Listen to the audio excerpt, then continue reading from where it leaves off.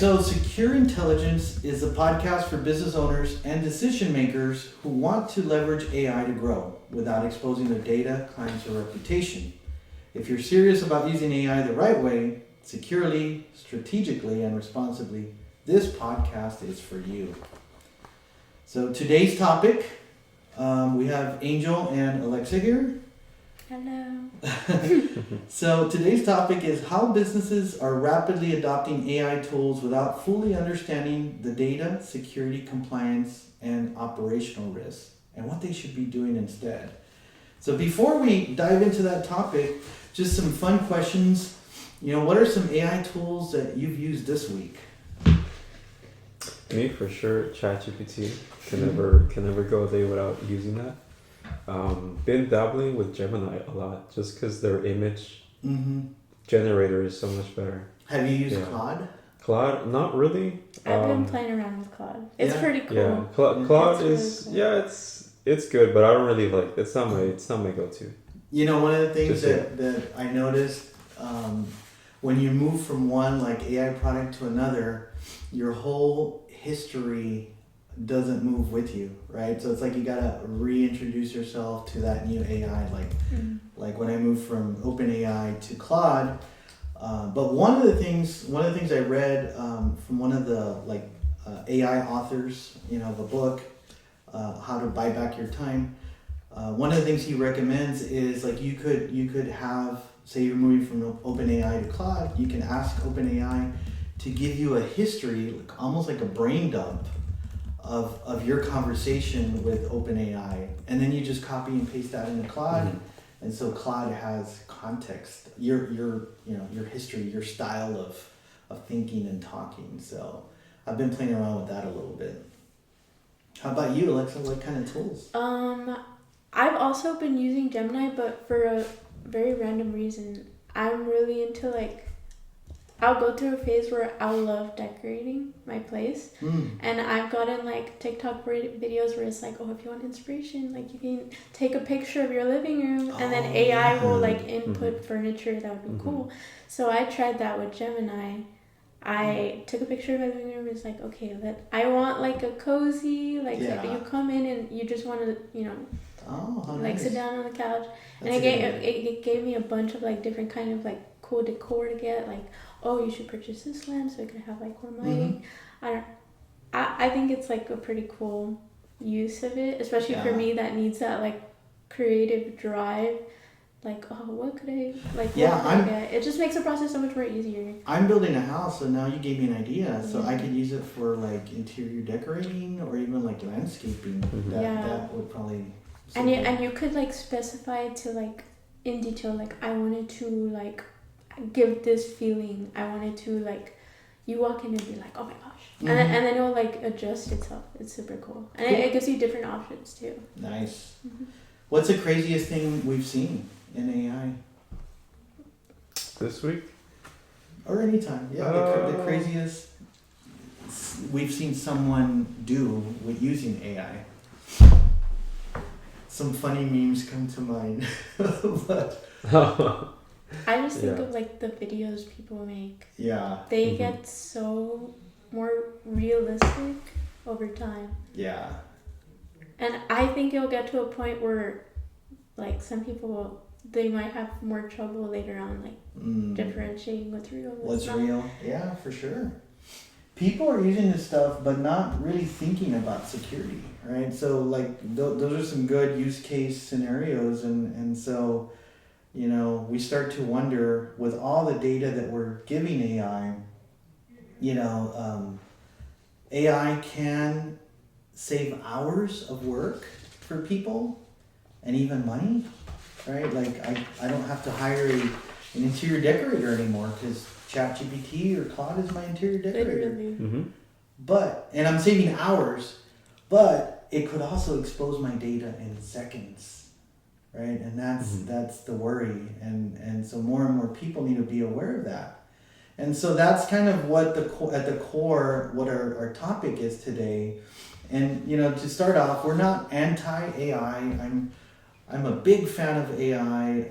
I'm a big user of AI, but we need to do it intelligently, securely, and responsibly, and that's what we want to get into. So, you know, AI is everyone is using AI right now, but no one's thinking about where their data is going, right? What do you all think? You know, where do you think the data is going to? You know, when we're using AI, is that something even on our minds? Yes, so I do know data has to be going somewhere. It has to be going to a server. Where it's hosted, I don't know if it's in China, if it's in the US. Yeah, that's true. I hadn't thought about it. If it's hosted in Canada, where the servers are. But I do know the data has to exist somewhere. The AI needs to read it, needs to save it somewhere in memory for it to be later used in your conversation. Mm-hmm. So, you know, it's interesting that you're talking about security because just this week, I'm not going to mention names, but I remoted into a computer and I saw this dentist was using AI to fix their notes for their patient. So just him using the free version of ChatGPT, right? Exposing the patient's information to somewhere that's pretty dangerous. Yeah, and add to that a fact that I know at one point, this was a while back, it's been some time, but OpenAI's search queries, like everything you were asking it, was at one point being leaked to Google and indexed. So there was that, I think this was maybe 2 years ago or so, I can't remember, don't quote me on that. But like all of your queries to ChatGPT were available on Google. I saw that. Yeah. I remember that. Yeah. And some people were embarrassed because of some of the things they were searching. Mm-hmm. But that's a perfect example. I mean, and as we look at data, right? What is data? You know, what should be concerning? You know, those are questions we need to ask ourselves. Like everything we search. What are we revealing about ourselves, about our finances, about our goals, our dreams, our family, you know, names, you know, things that we typically have in the privacy of our own mind. You know, we think we're private, right, by searching, but we're giving that trust to companies out there. And like you're saying, Angel, where is that data stored? You know, what kind of, you know, malicious actors out there have access to that data? What if that company, you know, fumbles and again, the data gets leaked or exposed? What does that mean for us? So really, really important things just to consider there. Have you experienced anything or read anything like that, Alexa? I feel like I have read about like companies like all of the data being leaked, but before there was no AI, and now people are very willing to just give everything about themselves because it feels like it's a private communication between you and a computer. Like it doesn't feel like a person. It makes you more like entwined to like tell them everything about yourself, you know? Yeah.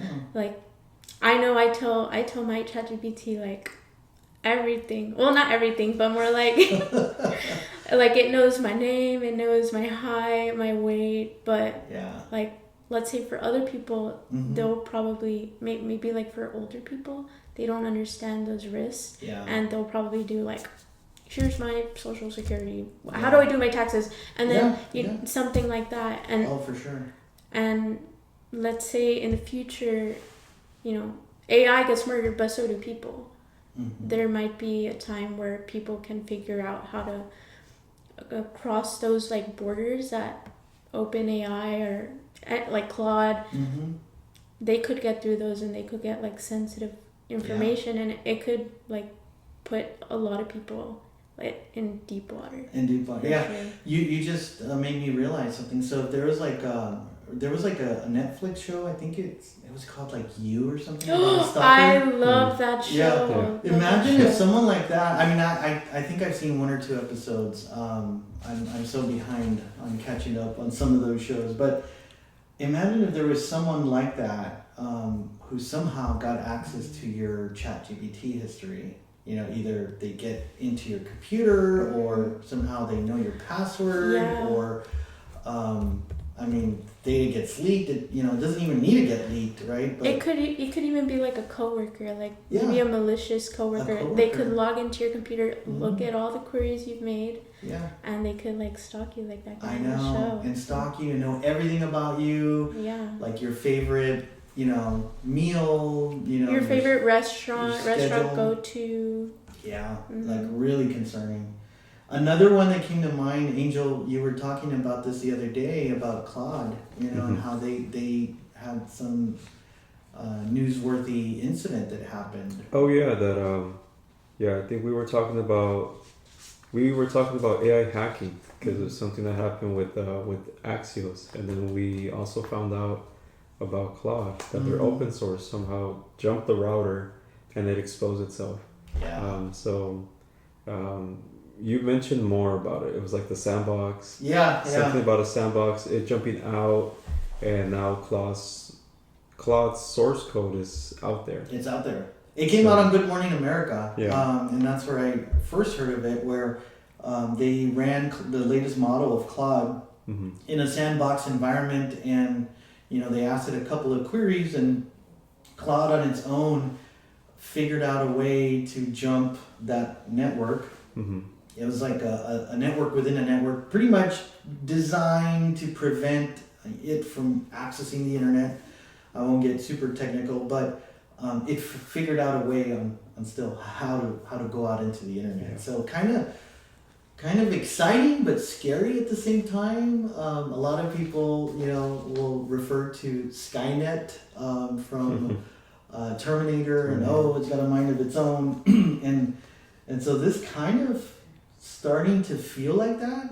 I don't know, not trying to cause fear or panic, but these are things we just need to be aware of, because businesses are starting to use AI, and it's super helpful. It saves a ton of time and money, but we just have to be responsible and careful. So why do you think, I guess that takes me to the next point, why do you think AI adoption is exploding? And I think businesses are rushing into AI as a way to do more with less, right? The market right now, the industries, just throughout many different industries, I think, are starting to adjust and react to certain conditions, right?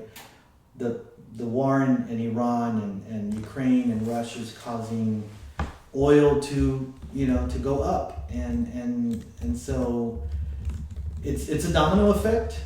Prices go up everywhere. Businesses need to manage cost, and they're starting to see like, oh, I could do all this with AI. I don't have to do it the old way, which takes longer and costs so much time. So that's why I think there's a rush into AI, and it definitely feels like a productivity gold rush. The last time I remember experiencing this in technology was maybe when mobile phones, smartphones started becoming a thing, like early 2000s, BlackBerry and then iPhone. Around that time, it kind of felt like this right now. And everyone's competing, businesses, to see who has the better edge, the higher, return on investment, and they're all trying to see, can AI get them there? And that's what I've been seeing, with just friends, business clients, and relatives who own companies. Have you all, noticed any trends in that, and just how businesses are starting to more quickly pick up AI or start to use AI in general? Yes, yeah. I just want to say the productivity gold rush. That's a good term.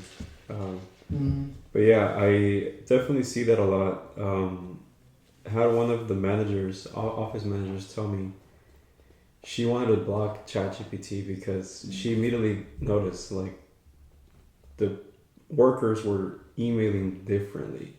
Oh, She wow. immediately saw that, hey, now they're using periods and commas. Like that's not something that's the norm for them to be using in emails. Yeah. And they're signing off with sincerely or more proper. Well, I terms, use right? sincerely, But like yeah. they were not used to reading emails good, yeah, right? formal Uh-huh. type. Yeah. So then she started to crack down on like, okay, what are you using? And she started seeing that a lot of the staff were using ChatGPT. They were just copy pasting the note, pasting it in there, yeah. and sending it out. So it's convenient for them, increases productivity. But again, there's that security factor. What are they feeding ChatGPT? What's a telltale sign, Alexa, that someone's used AI in emails? I think before, when like ChatGPT was first starting, the obvious was the hyphen, because no one was using a hyphen before ChatGPT. I know some people were, but like you just would see it more often, and now it's come to a point where now you see it so often it's normal to see that anymore. But I think having very like proper very HR language. Yeah. I think that's how you can tell. For sure. Yeah. Let me tell you a funny story. Angel's gonna laugh here.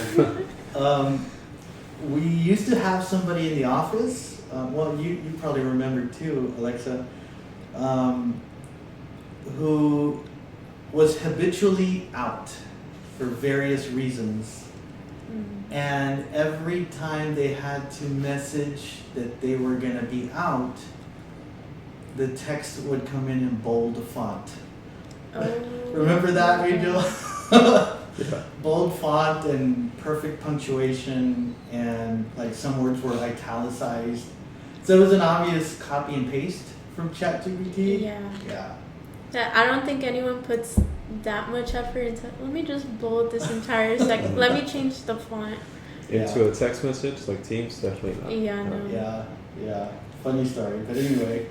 Yeah, so those are telltale signs. But yeah, so for this next segment, Angel, I'll kind of let you lead some of that discussion. Yeah, so what actually happens to your data?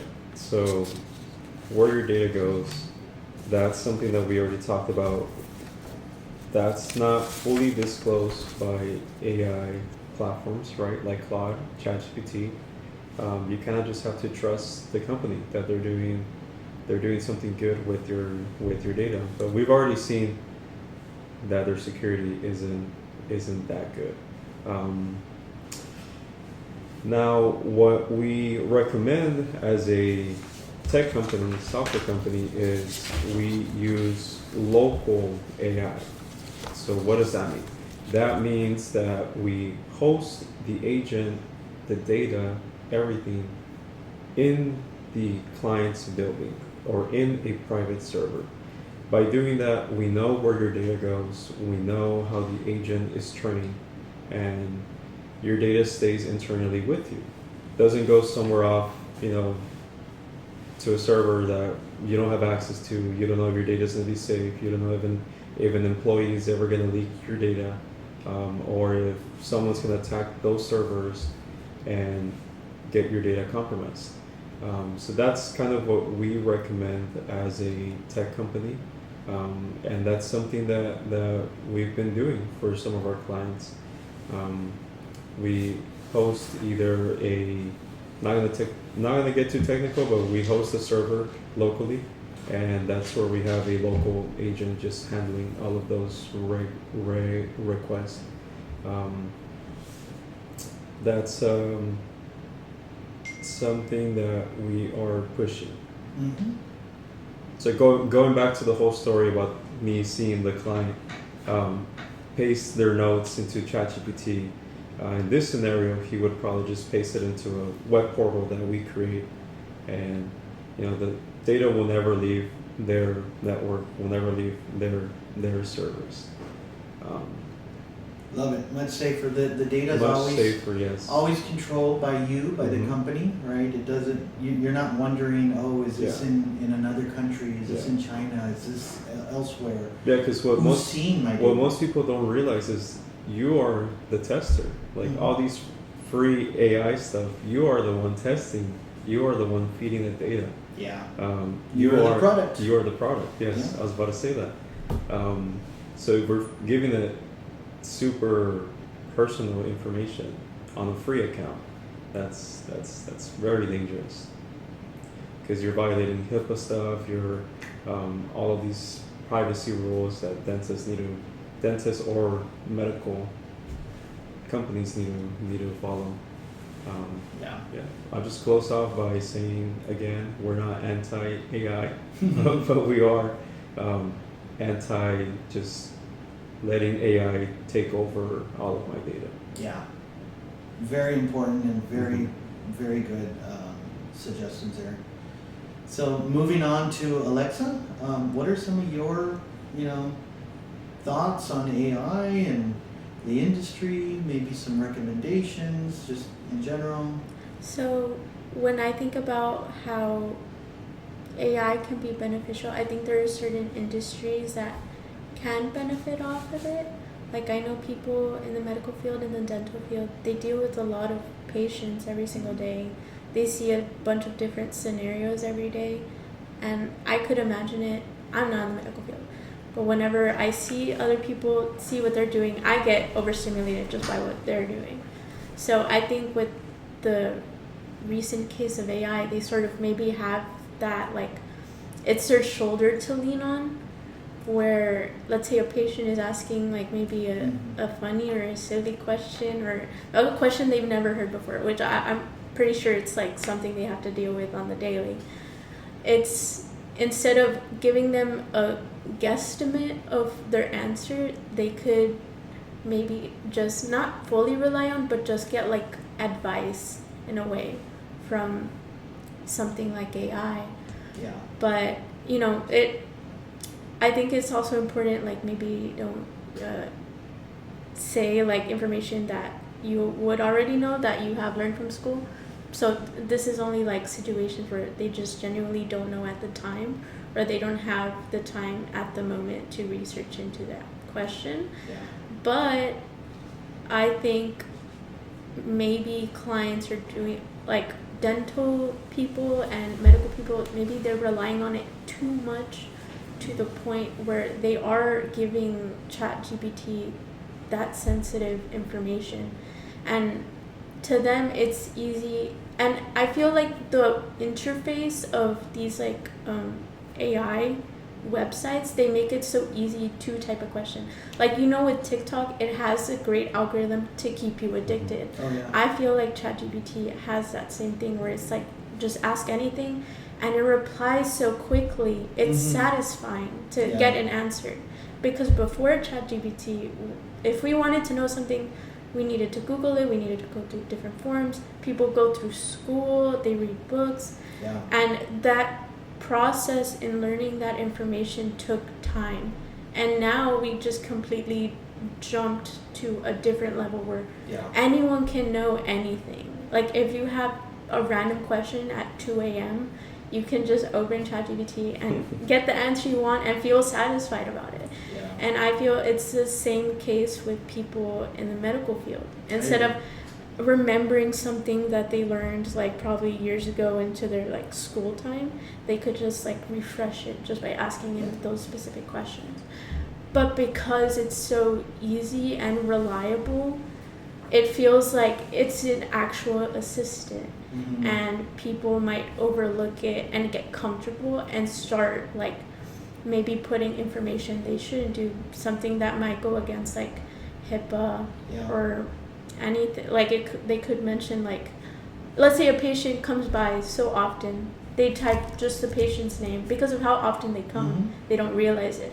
Now ChatGPT remembers the patient. They remember the name, they remember the case, and let's say the diagnosis. And let's say if that information does get leaked, what does that mean for that patient? What does that mean for that hospital? Would the hospital get sued? Who's getting sued? But I feel good questions. but I feel like we could apply the same like work techniques as we did before. Like when people would come into companies, they would do like, okay, this is a phishing scam. They'll give you an example of a phishing scam, so that coworkers, they see that and they don't click a link, and that's how we handled it before. But maybe now we could sort of enforce some type of rule, like, okay, if you are going to use AI, which most people are, you need to follow certain steps. No names, nothing specific. I think workplaces, they are going to start to enforce that later in the future, for sure, because AI isn't going away. For sure. And if anything, it's going to become more reliable and more comfortable to use. Yeah. Well, there might be like an app one day, instead of TikTok, it's going to be like an AI type thing where you scroll and scroll. But I would say, in order to like shift that control AI has, we can use it smartly instead of just here you go. I like where you're going, because so one of the things, right, that we started off with is we're not against AI. We just need to be responsible with AI. So if there were like 5 rules on how to use AI safely, it sounds like, 1, never input sensitive data, right, into public AI tools, right? Like we've been talking about, for various reasons. Leaks, a hack, someone takes over your account, then they have access to all that sensitive information. That's rule number 1. Rule number 2, if at all possible, use private AI environments. I think Angel mentioned that, where you control the server, you control the data, you know who's looking at it, just you or your staff or your office or your company, nobody else.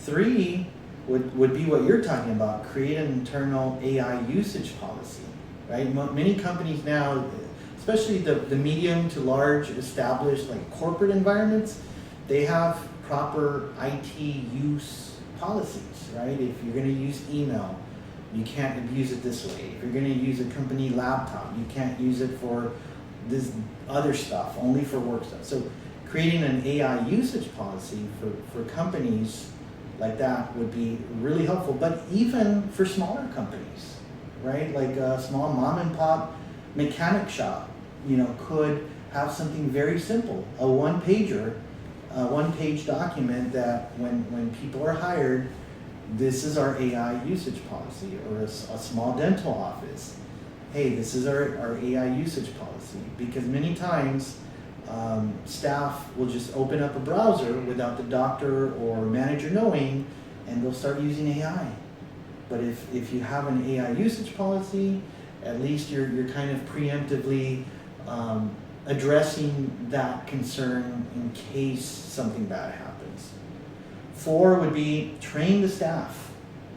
That's also what you were saying, Alexa, where we have like cybersecurity awareness training nowadays. Many companies will train staff. Don't click this link. Don't open up this attachment. These are the things to look out for. Well, same thing for AI. We could probably look into what webinar courses are available for smaller offices, and how to bring that training to staff. And last but not least, definitely work with vendors who understand AI and compliance. If you're looking to bring and onboard AI to your company, I'm sure there's thousands upon thousands of consultants out there, but which one has the knowledge in your industry, in your niche, whether it's medical or maybe it's retail, and they need to understand the PII concerns, the privacy information concerns, cybersecurity concerns. So keep those 5 things in mind, and I think you'll be really better prepared for handling AI in your growing business. Those that don't implement any of these, I think, will at some point, it's not a question of if, it's a question of when, something negative happens, right? So that's kind of like the 5 things you can do to use AI safely. Well, I did want to bring up something go ahead. Alexa talked about, which is pretty cool. The whole algorithm, like how it tries to get you to use it. Being a person of faith, they're not saying that ChatGPT is the devil and to not use it. They're just they were talking about, let's not think ChatGPT is a person, because it's not. This AI stuff, it's not a human. It's a tool. If we keep that in mind, that it's a tool, we shouldn't just let all our guardrails down and let it take over all of our personal information. We can definitely use AI as a tool. And Alexa brought up that it kind of hooks you into wanting to ask him more, wanting to give up more information. Their latest model that ChatGPT pushed out, 5.4, does exactly that. It always asks a follow-up question. Like, it does, and it links. Yes, You don't have to type out the question anymore. You just click on it. And they made it so simple for you to just put yes or no, and then for it to keep the conversation going. What does that do? It makes you feel like it's a human. Like, oh, it's like I'm having a conversation with Ray or with someone. Or it kind of does the whole doom scrolling thing. Like it just keeps it asking tries you to keep questions. you like more interested. Yeah. It's like, oh, would you want me to tell you more about this? And it's like interesting. And like then you're actually, like, yeah, maybe yes. Please go do. for it. Yeah. Go for it, yeah. Check. Yes. Yes. So it's very interesting how this latest model they put that out there. Wow. I think like the first 2 days, I went into my settings and I put there, do not ask follow-up questions, because it got really annoying, because I would think that I'm done. Like, okay, I'm done. Well, do you want to do it like this, like how someone would do it, who's a profession in this topic? I'm like, oh, well, yeah. And then I'm there hours just going back and forth, thinking that I'm already done, and it's like, whoa, do you want to do this instead in a proper way? I'm like, well, yeah. So it's like, why didn't you ask me at the beginning? why didn't you tell me that at the very beginning? Right. Yeah. So after I saw that, I was going through Reddit, and someone put out there, like, if you hate the follow-up questions, add this in your main prompt. So I did that, and it didn't stop it, but it did lower how frequent it tells you, because that's what this model is trained for. It's trained for you to keep using it. Yeah. Keep getting hooked. Keep giving away more of your information. Yeah. Wow. Okay. So just wanted to add that. That is funny, but also interesting. Yeah, I'll be looking out for that. Mm-hmm. And so, as a reminder, AI isn't dangerous, but using it blindly is. Yes. Right. And companies that win with AI won't necessarily be the fastest. They'll be the ones that implement AI the smartest and the safest way possible. So yeah. Any last minute ideas, points? We can add speed without security is a liability. That's true. Very true. Yeah. I like that. And so this is our first episode. If you're interested in becoming a sponsor, let us know. Reach out, and we'd be happy to sponsor you in this show. So, thank you, and until next time.